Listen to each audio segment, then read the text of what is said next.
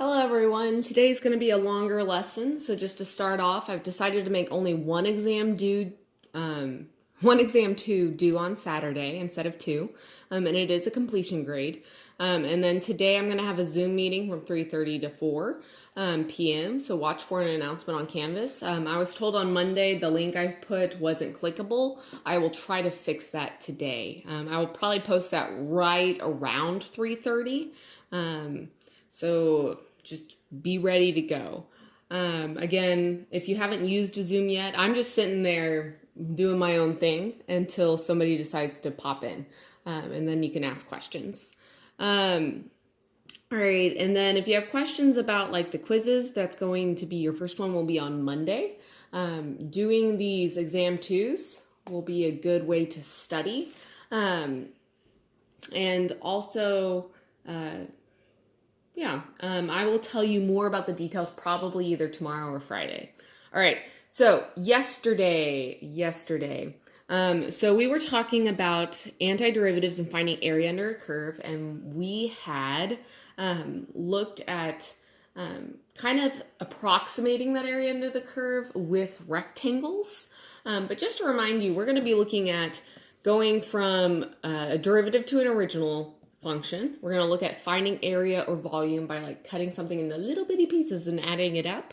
And then we're also going to look at, if given a rate of change, can you find a total change? So that's like, given a speed, can you find a total distance traveled, is the example I want to talk about. But let's go back to this idea of area, where we're adding up little slices to get a total area.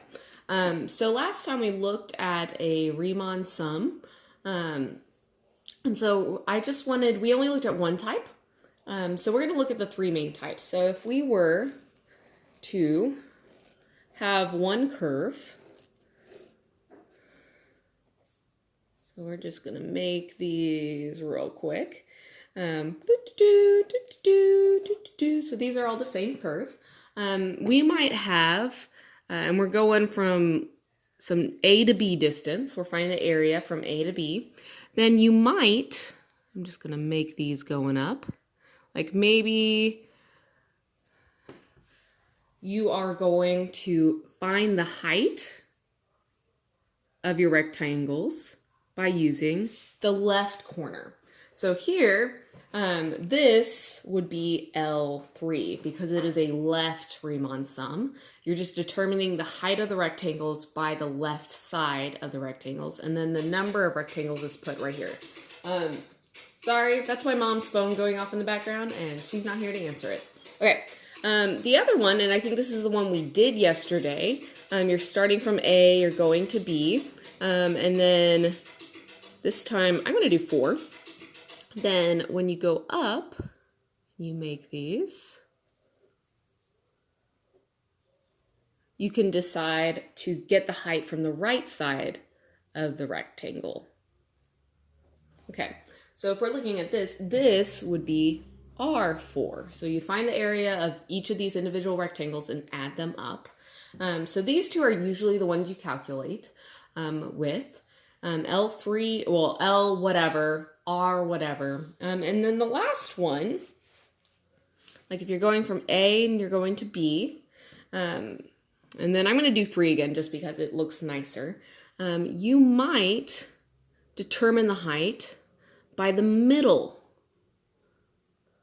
of the rectangles. So here you go over and down, over and down, and here we go. So this would be M3. So just determining the height by the middle of those rectangles. Again, if we wanted to be more accurate with this, usually M is pretty good because things get balanced out. But something I want you to recognize is on all of these, you can have an underestimate or an overestimate or a we don't know quite yet.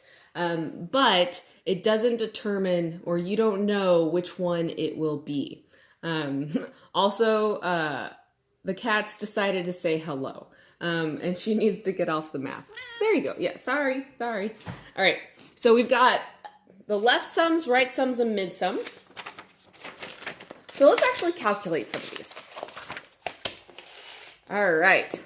So we want to find R4 and L4 of the function y equals 4 e to the negative x on the interval from x equals 0 to x equals 2. And so here we go. We're going from 0 up to 2. We're going to be breaking this up into 4 rectangles. And let's do R4 first. R4 first. And then this one will be L4. Okay. So R4 means that we're going to be getting the height from the right side. So this is our approximation that we're looking at. So first, what we want to determine is what is our width of our rectangle. So delta x is the width of our rectangle. And so we're going to have our total width, 2 minus 0, divided by the number of rectangles, which is 4, which comes out to 1/2 or 0.5. And so if we're looking at this, then this will be 1/2, this will be 1, this will be 1.5 or 3/2, and then that'll be 2. So there we go. That's where we're placing. And oh, the cat's in the box. Actually, here, it might take a moment, but just there's a cat in a box. Okay, now back. Hopefully I can get this lined up better. Okay. All right, awesome.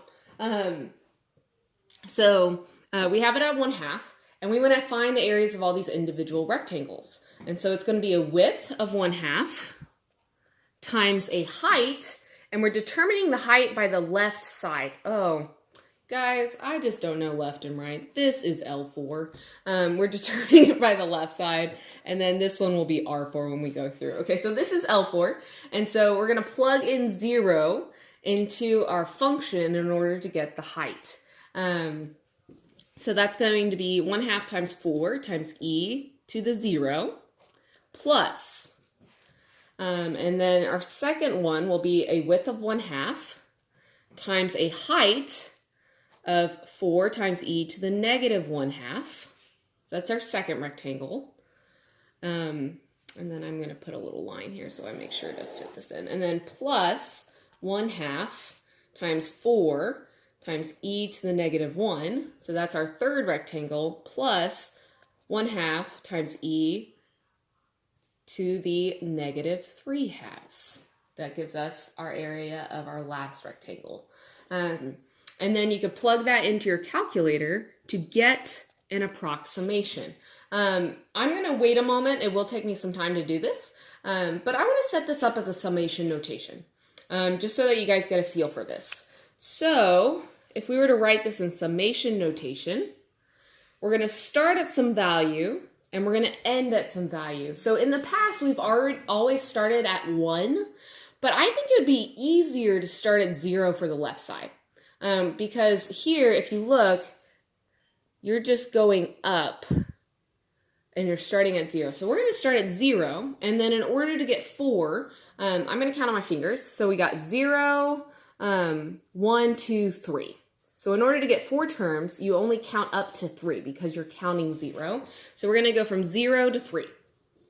This is just something that's easier with, with this guy. Whenever you're doing a left sum. And then we're going to have 1/2. Again, we could pull this 1/2 on the outside of the sum. That is a common occurrence. Times, and then we have 4e to the something. And the thing we're plugging in is 1/2 times our j. So when j is 0, 1/2 times j is 0. When j is 1, 1/2 times j is 1/2. When j is 2, 1/2 times j is 1. But basically, it's just your width times wherever you are here. So it's going to be minus 1/2 j. There we go.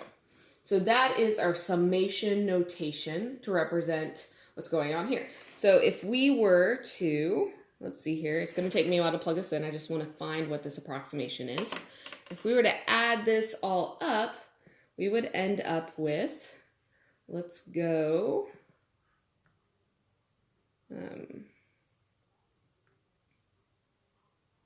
let's see here, 5. Oh, that's not what I want. I don't know, plus 1. Nope, that's not what I want. Okay, so we're going to go from 0. So I'm doing this on my iPad. So it might be kind of boring. You might want to fast forward for the next like 30 seconds. So filling this up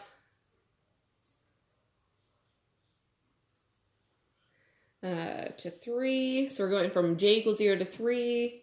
Our width is 1 over 2. And we are going, we've got 4 times e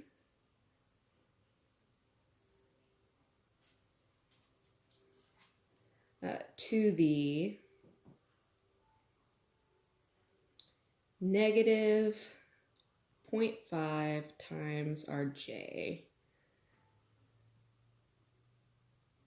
Okay, and so this comes out to being approximately, if you were to approximate this, 4.395. All right, and then I just want to note that this is an overestimation. And it's an overestimation because it is a left sum and it is decreasing the entire time. So the left side is always higher than the right side. Now, if our function was increasing the other time, or the entire time, it would be an underestimation. But for right now, it's an overestimation. Okay. So let's do it for a right sum. So now it's the same thing. We're starting at 0. We're making 4 rectangles. But now when we go up, the height is determined by the right side. So it's almost the exact same thing. So we're going to need to find, our delta x is still equal to that change in our total change in width divided by our number of rectangles, which gives us 1/2. So this is at 1/2, 1, 3/2, and 2. And then when we find our area, the area of the first rectangle is going to be 1/2 times our height, which is 4e to the negative 1/2. So we're just plugging in the 1/2 into our function. Plus, and then we have our second rectangle, which is 1/2 times 4e to the negative 1. Plus our third rectangle, the area is given by 1/2 times 4e to the negative 3/2. And then our fourth and last rectangle, the area is given by 1/2 4e to the negative 2. Okay, so if you look at these, both of them side by side, they're really similar, except they just start and end at slightly different values. Start and end at slightly different values. So if we were to write the right sum in summation notation, this time it would make more sense to start at 1 instead of at 0. Because when you plug in 1 into your function to get the height, specifically with that width plugged in, it just will build up. Basically, left sum start at 0, right sum start at 1. And so now we're going up to 4 because 1, 2, 3, 4 gives you 4 rectangles.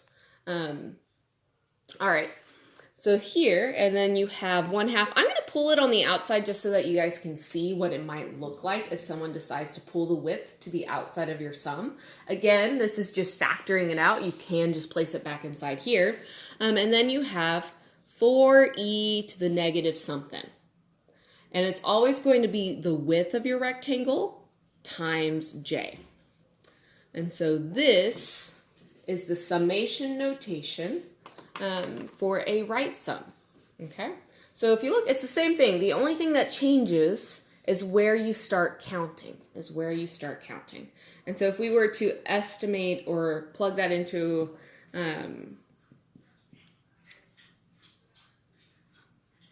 let's see here, going back, make that at 1, going here, make that at 4.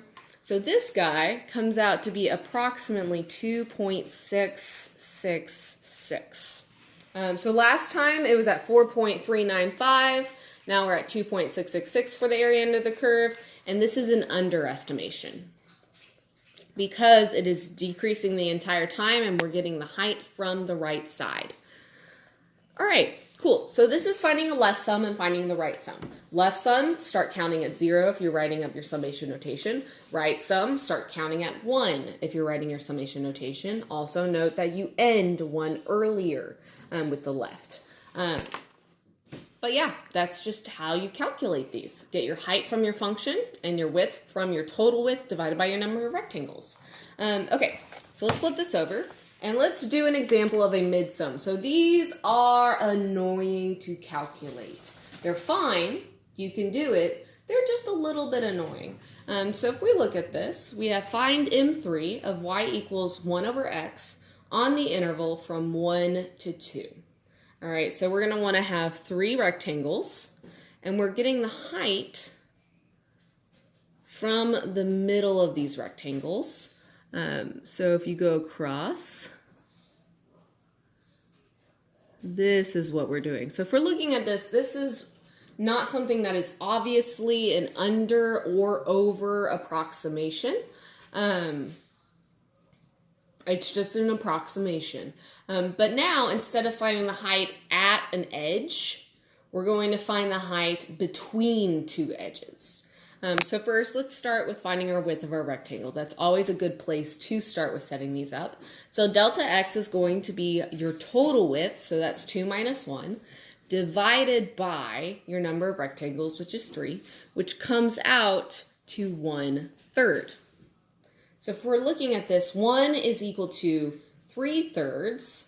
So this is 4/3, 5/3, and then 2, remember, is 6/3, okay? I'm just writing it in fraction form because it's nicer that way. All right, so then if we were to find these, we need to find what the value is halfway between these, So halfway between 3/3 and 4/3, well, here, what's half of a third? So 1/3 divided by 2 is 1/6. So a half of a third is 1/6. So you're going to want to add a 1/6 to this, or you can take the average of each one of these two. So you can either never mind. Actually, ignore this for right now. It's useful, you can use it, but more consistently, to find the halfway point, you want to take the average. So you would do 3/3 plus 4/3 divided by 2. So that's going to give you your midway point in between. And when you do that, you should end up with 7/6. So that first one is 7/6 right here, 7/6. And then you're going to do 4/3 plus 5/3 divided by 2, which gives you, I think 9/6. Yeah, 9/6. Wait. Yeah, 9/6. And then 5/3 plus 6/3 divided by 2. 5/3 plus 6/3 divided by 2 gives you 11/6. All right, so these are the pieces we're going to plug in to get our height, is the 7/6, 9/6, and 11/6.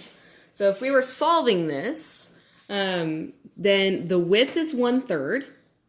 So we've got 1/3 times our height. So the height is going to be this 1 over x, right? It's 1 over x, but we're plugging in these midpoints. So it's going to be 1 over 7/6. So that gives you your height of your first guy, plus 1/3 times 1 over 9/6 gives you the area of your second rectangle, plus 1/3 times 1 over 11/6. There's some walkers coming by and the dogs got excited. Sorry about that, guys. All right, so this is what you would plug in to solve. Now we can write this in summation notation, but if you're just asked to find a midsum, don't even bother putting it in summation notation. It's just obnoxious. Instead, just do this type of process and solve. And just in general, pro tip, when you are doing these finding the area under the curve using Riemann sums, draw a picture. It helps a lot. it helps like a lot to see what you're doing. But let's see, what is this value when we plug this into a calculator? So let's make this, okay, new thing. So it's 1/3. So 1 divided by 3, oops. So 1 over 3. And then we open the parentheses. All right, and then we're adding up the next one. And then plus, close that out. So this comes out to be approximately 0.6898 whenever you find this area. All right, again, if you're asked to find an actual value, then you're going to want to do some stuff with fractions. But I'm just using the Desmos calculator at the moment because it's fast and that's what I have available. All right.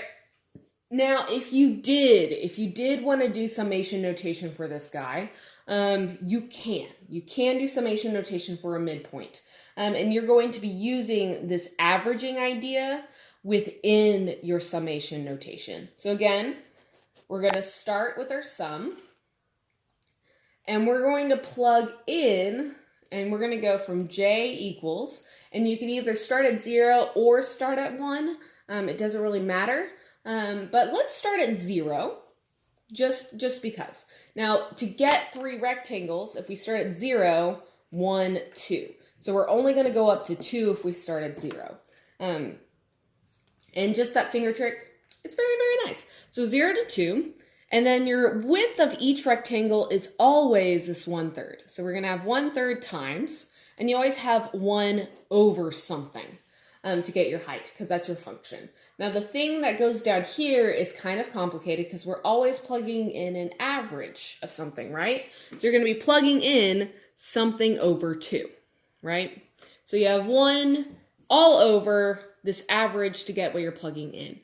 So at 0, to get 1, you're going to have 1 plus 0 over 1/3, right? So it's going to be 1 plus 1/3 j. So that's to get you your first point. So if you look at all of these, 1 plus 1/3. All right, so your first point here is 1 plus 0/3, 1 plus 1/3, 1 plus 2/3 to get these points. And then to get the second one, it's going to be 1 plus 1/3 times j plus 1, right? So here, if j starts at 0, this is going to be 1 plus 1/3, 0 times 0 plus 1. So it's 1 plus 1/3, which gives you 4/3. And then down here, you have 1 plus 2/3 when you plug in 1 for j to give you 5/3. And then over here for this guy, it's 1 plus 2 plus 1, so 3/3, which gives you 6/3. So this works out. And in general, this is kind of how you want to do this. Starting value plus your width times your j, and then 1 more times your j if you're starting at 0. Something to think about, if we had started counting at 1 and went to 3 instead, how would that have changed our formula? See if you can do that on your own. It would be a good practice to see if you understand how to write summation notation. Okay. All right, so let's go down and let's do another example. So this is just a setup. So set up Rn for y equals e to the negative 2x from x equals 2 to x equals 5 as a Riemann sum, but do not solve. You know how to solve these. You can do it with power sums that we did on Monday, but I just want to set it up.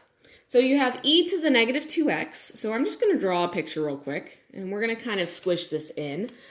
So I think that's kind of like the one that was over here. Yeah. Okay, so it's kind of like this, right? And you're going from 2 to 5. on here, and you're going to have in rectangles. We don't know the number, but we're getting the height from the right side. Okay, so we have these guys. So our width is going to be this 5 minus 2 all over your number of rectangles, which is n. So that is equal to 3 over n. So this is the width of your rectangles. Okay? And then for a right sum, it's useful, and I'm going to write this over here on the side, to start counting at 1 and go up to n. If it was a left sum, you start counting at 0 and go up to n minus 1. N minus 1. But we're not doing that. So then when we're finding the area here, the width of each rectangle is just going to be 3 over n. So that's our width. That's pretty easy. Just have to write that. But to get our height, so to get the height of each rectangle, then you're going to want to use your function. So it's going to be equal to e to the negative 2 something. E to the negative 2 something. So if we look at this first guy, it's going to be 2 plus a width to get the right side of the first rectangle.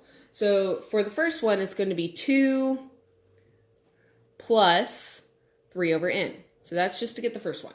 Then to get the second one, you're going to add another width. So you're going to do 2 plus 2 times 3 over n. So this is the first height.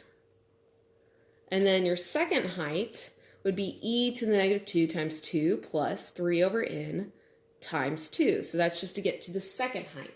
If you wanted the third height, you'd add 3 of these widths to 2.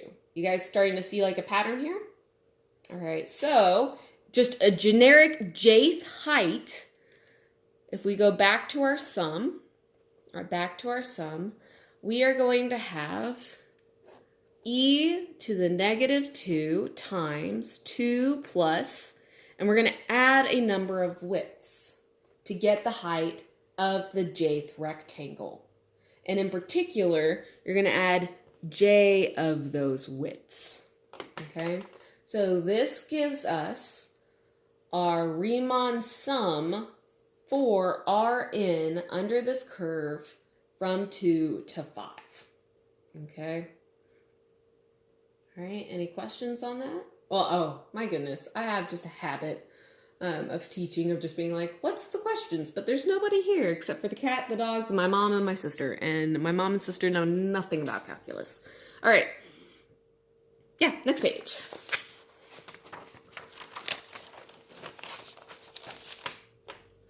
So we've been approximating areas under the curve, but how would we find an actual area under a curve? So here, you'd want to get more rectangles to be more accurate. So to get the actual area, you'd want all the rectangles. Okay? So this is a limit. You want to get the number of rectangles to approach infinity. Okay? So we want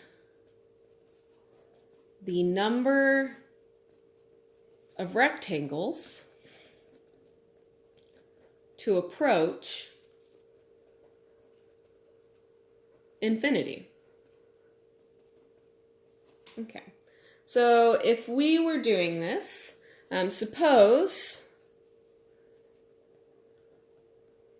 AJ is the area of the j'th rectangle. All right, AJ is the area of the j'th rectangle. So AJ is going to be the width of each rectangle, which is that delta x, times the height of the rectangle. So if it's under a curve, let's say that curve is f of x, right? So we have times the height. So that's going to be f of, and I'm just going to put x sub j here. So you're plugging in something to get the height in here. So if on the left side, it would be counting up the left widths. On the right side, you'd be counting up the right widths, et cetera, et cetera, et cetera. But again, this is just to get the height of each rectangle. So in order to get the actual area under the curve, then you would want the limit as the number of rectangles goes to infinity of j equals 1 to n of delta x times f of x j, where j is just plugging that in. So this right here is called the Riemann definition of a definite integral. And so this you can write as this guy. Okay, so it's just shorthand. These two things are the exact same thing.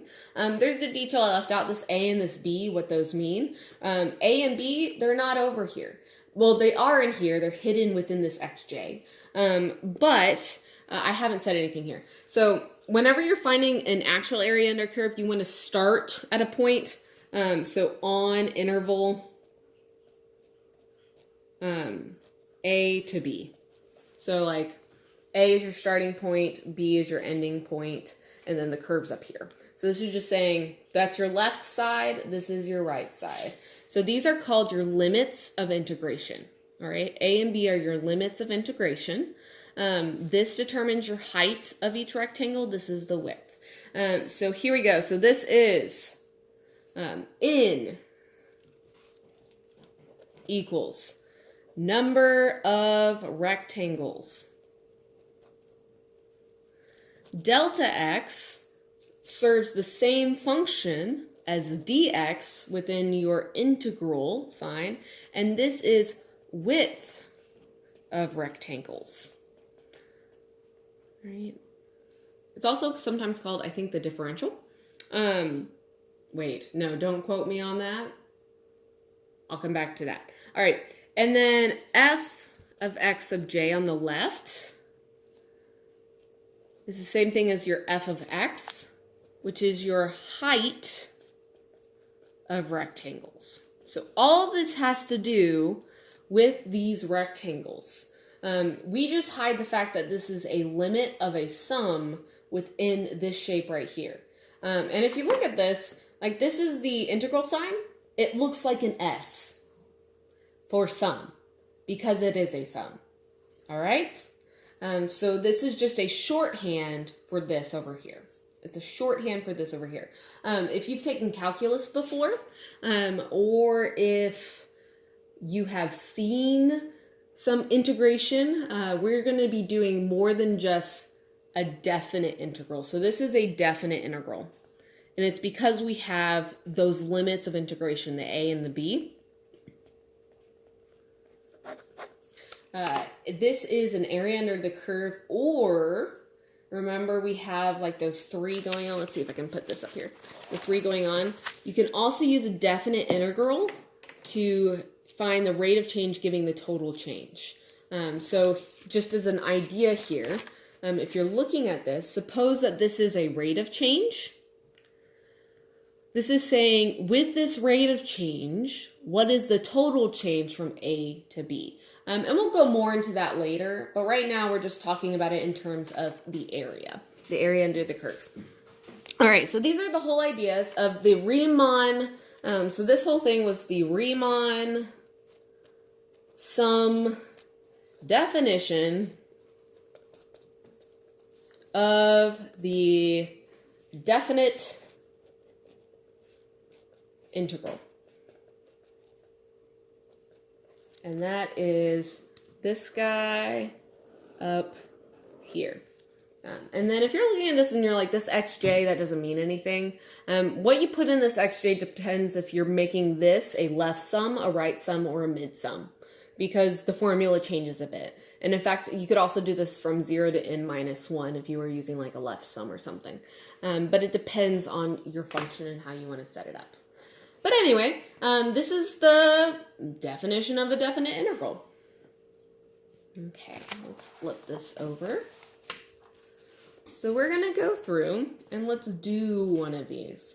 So use the Riemann sum definition of the definite integral to find the area under the curve. So not approximate, but the actual area under the curve of y equals 3x squared from x equals 1 to x equals 3. So first I'm going to draw myself a little picture because I think it's useful to get this. And so it's going to be something like this from 1 to 3. Again, this is really, really rough because I don't care about being exact. I just care about being able to see like the rectangles and being able to see what's going on here. And so I'm going to choose to do right sums. In general, doing a right sum for the definite integral is the easiest thing to do. So we're going to make some rectangles and dot, dot, dot, because we have n of these. Okay, so this is the nth rectangle. All right, and so we want to start by defining what our width of a rectangle is when we have n of them. So that's going to be 3 minus 1. So the total, which is 2, divided by your number of rectangles, which is 2 over n. So the width is 2 over n. So if we're looking at these guys, this is at 1, or n over n, and this is at 1 plus 1 over n, is your first guy, or 2 over n, sorry. Ignore this guy. Okay, so it's 1, and then the next one's at 1 plus 2 over n. And then the next one's at 1 plus 2 over n times 2. And then the next one is going to be at 1 plus 2 over n times 3. All right, you guys seeing a pattern here? You're always adding a width to the previous one. So it's just 1 width plus 2 widths plus 3 widths. Okay. So then to get your height of these rectangles, then you're going to want to be using this 3x squared. So you're going to have 3 times something squared to get the height. So the first rectangle, you're plugging in this 1 plus 2n. For the second rectangle, you're plugging in this 1 plus 2n times 2. To get the third rectangle, you have this 1 plus 2n times 3 that you're plugging into your original function. So in general, you're just plugging in 1 plus 2 over n times j. All right? So that is to get the height of the jth rectangle.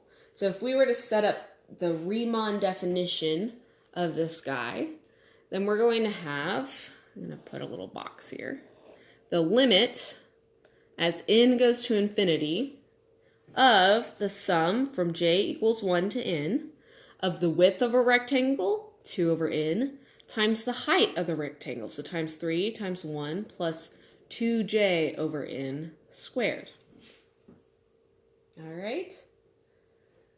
And now we're going to want to go back to those power sums from Monday to finish this off.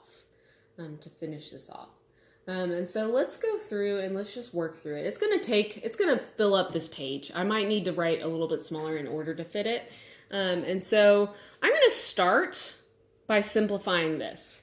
So I'm going to pull out the 3 times 2 over n, which is going to be 6 over n, right? I'm going to pull that out to the outside of the sum, but it's going to be before the limit because there's an n in there. However, anything that is not a j is fine to pull out. Anything that is not a j is fine to pull out.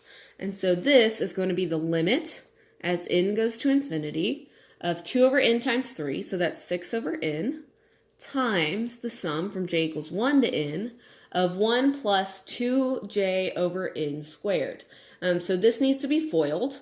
And so I'm just going to FOIL that real quick. And so we've got 1 squared is 1 plus 2j over n twice is 4j over n, or 4 over n times j. And then this squared is 4j squared over n squared, plus 4j squared over n squared. All right. Oh, UPS man is here. One moment.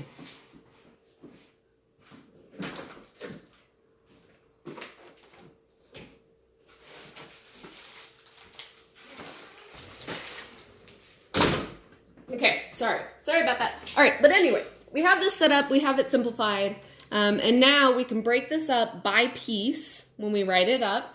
And so when we do that, this will be equal to the limit as n goes to infinity of 6 over n times j equals 1 to n of 1 plus, and again, anything that's not a j you can pull out. So this is going to be the plus the sum from j equals 1 to n. We're pulling out that 4 over n out front times j plus, now we have 4 over n squared we can pull out times the sum of j equals 1 to n of j squared. Okay, and now we have this in that form where we can use those power sums from Monday. And so this is going to be equal to the limit as n goes to infinity of 6 over n times. All right, this is n plus 4 over n, and then the power sum of j. Oh man, I think I'm going to have to flip back through my notebook. All right, let's find these because I don't have them memorized. Okay, of j is n squared plus n over 2. Yeah, n squared plus n over 2. And then plus 4 over n squared times, and then the power sum for j squared is, let's go with 2n cubed plus 3n squared plus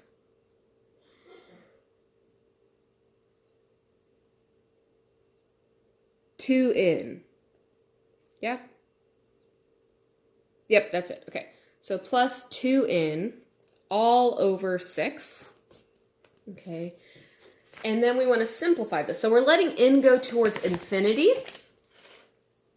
And so let's distribute this and write it term by term by term by term by term, because each term will be easy to handle on its own. And so here, this is going to be equal to the limit as n goes to infinity. And then we have 6 over n times n, which is 6 n over n. All right. Plus, this is going to be 24 all over n squared over 2n squared. So I'm distributing this guy, and this guy.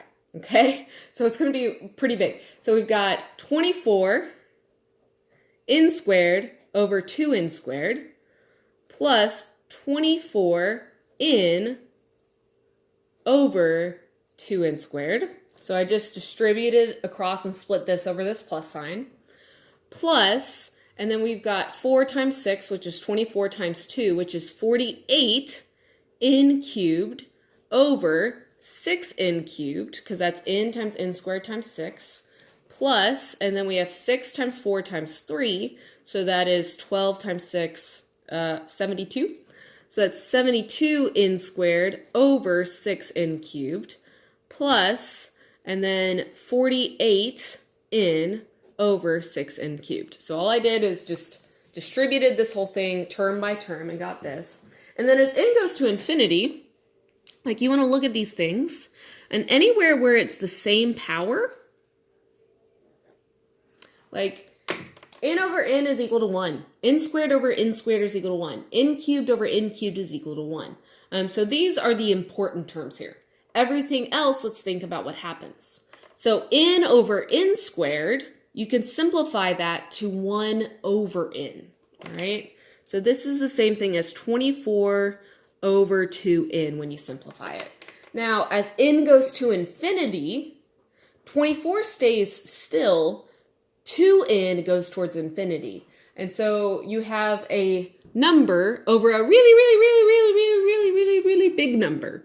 And so that means that overall, this is going really small. And so this is going towards 0. Similarly, these two guys, because there's a higher power on the bottom, are also going towards 0, okay? Because just the bottom is growing just so much faster, the denominator is growing so much faster than the top or the numerator.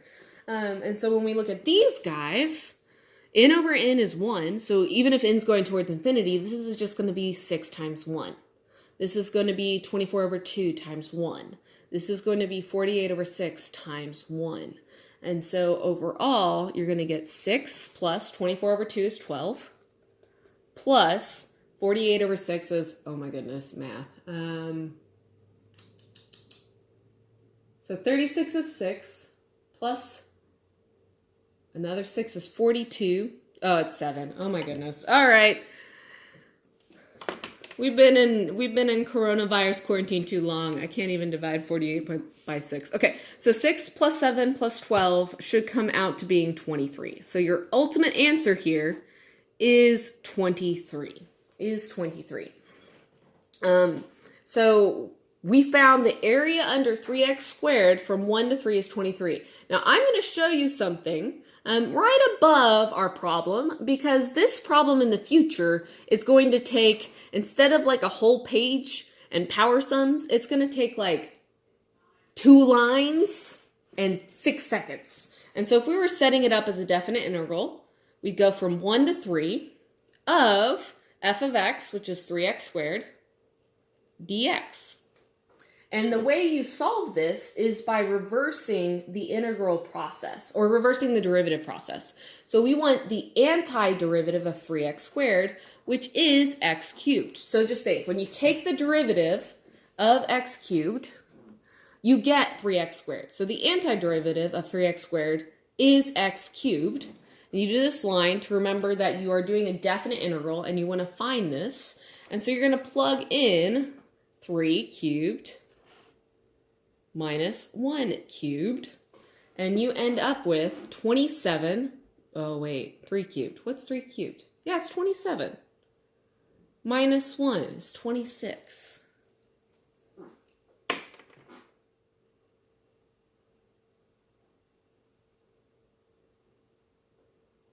Something happened.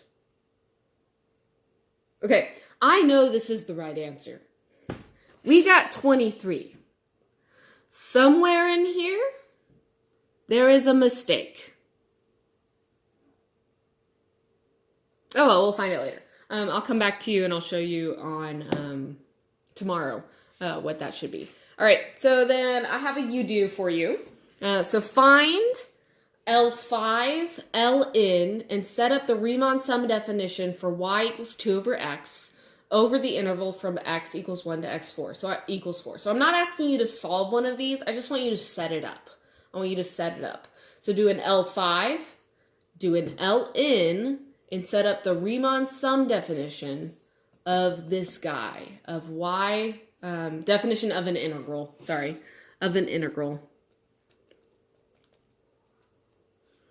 of y equals 2 over x over the interval from x equals 1 to x equals 4. And that will be the you-do.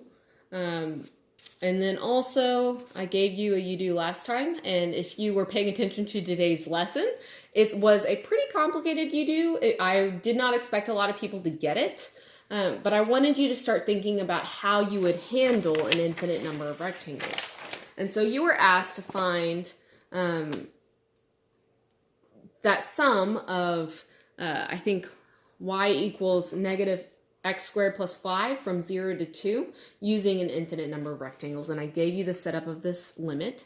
And so you would go through, find those widths, find those heights. So the area is given by this guy, j equals 1 to n, limit as n goes to infinity. And then same thing that we did before. You're going, or what we just did in our problem, you have this width, you pull it out, you square this, add it up, pull through, use power sums to solve this, and end up with 22 over 3. If you want to press pause on this to make sure you get all these answers going through and copy it down, feel free. But yeah, that was the problem from the end of last time. Again, I will talk to you guys, or not talk to you guys. I'll be posting tomorrow's lesson tomorrow. Yeah. All right, be safe, be healthy. Yeah, cool. Bye.